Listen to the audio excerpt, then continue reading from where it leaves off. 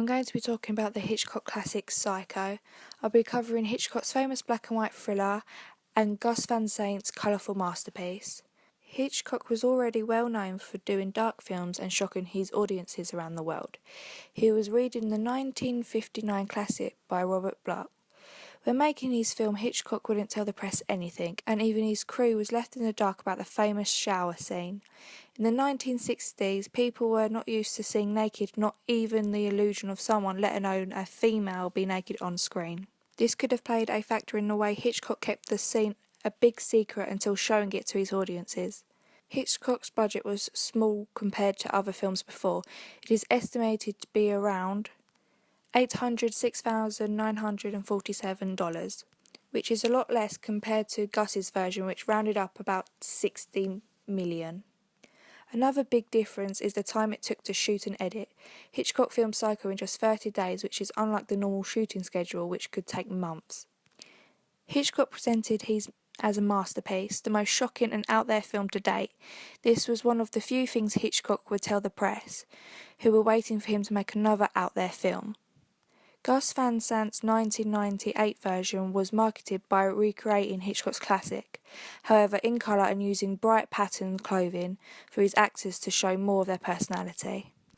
There's a scene in the 1998 version where Norman Bates, who was played by Vince Vaughn, is looking into the hole on the wall to see Marion Crane, who was played by Anne Heche, getting undressed. While he does the same in the original version, it shows how times have changed and how the audience expect nudity and wouldn't be shocked about masturbation in films at this time.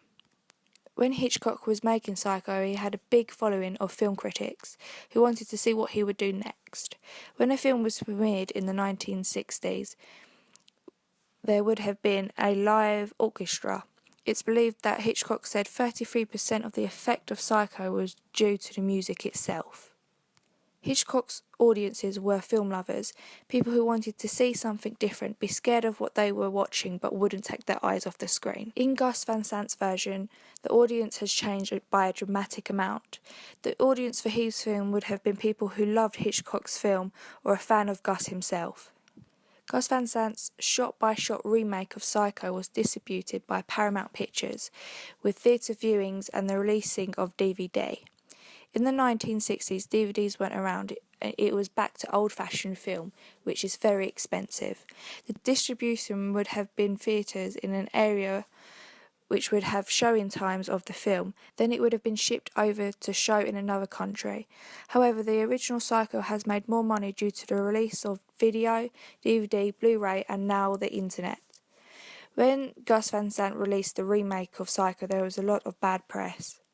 The shot-by-shot remake made Psycho lovers all go a bit psycho over the copycat effect. Film lovers debate whether or not Gus was trying something artistic or just cashing in on Hitchcock's masterpiece. It stands out there are only two differences noticed by critics: the use of the bright colours, which has quoted as to be eye-burning, or the masturbation scene, which was taken place at the motel. I think it is safe to say doing a shot-by-shot remake of such a classic film by a legendary director shouldn't be taken on by anyone.